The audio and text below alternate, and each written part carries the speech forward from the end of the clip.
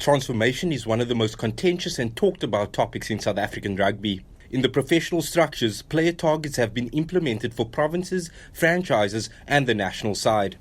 The goal is to make the game reflective of South African society, but is this enough to see a truly representative national rugby side in the future?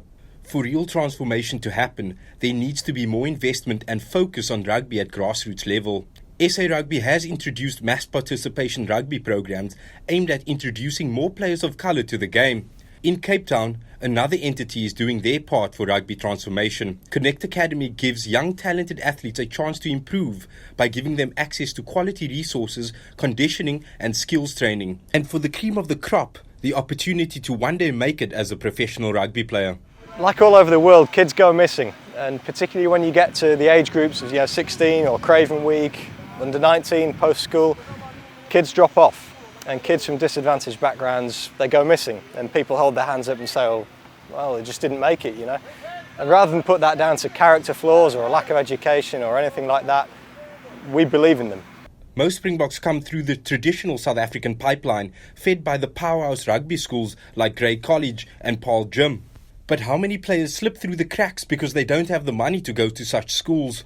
Connect aims to bridge this gap, and in 3 years, they've already had success. Our oldest kid is actually a girl. When I say a kid, she's 19 now. I still think of her as a kid, but she's in the Western Province Women's High Performance Squad, and she'll find out this week if she makes the Currie Cup squad. So we count her as a success. She's now played 3 warm-up games for Province. She's only been playing rugby for 2 years as well. Another kid, Aya, that just missed out. He made the final trials, and Aya and Akka have actually just been given bursaries at SACS.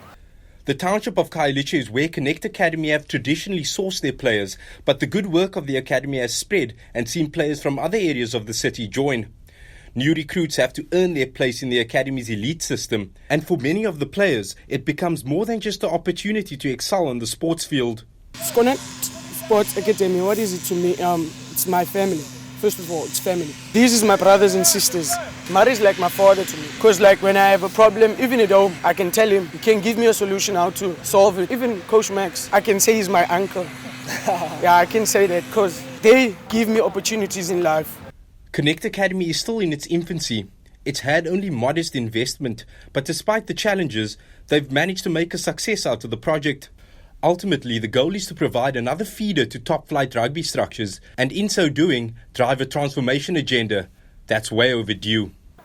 I think we want it to be a pipeline for professional rugby players, I think, and particularly with the transformation angle. I think that we've seen enough to know that there's an enormous amount of talent that's going to waste, and it's because kids are either at non-traditional rugby schools or coming out of townships, and a lot of natural athleticism. But the way that sport is, and with 20 years of professionalism in rugby, you can't just rely on natural talent. You don't learn to pass properly just by being a natural athlete. You have to spend hours, fine-tuning that, or kicking, or whatever it may be. And again, as you get older, you've got to hit the gym, and you've got to do 2 sessions a day, and you really got to be a full-time athlete by the time you finish high school.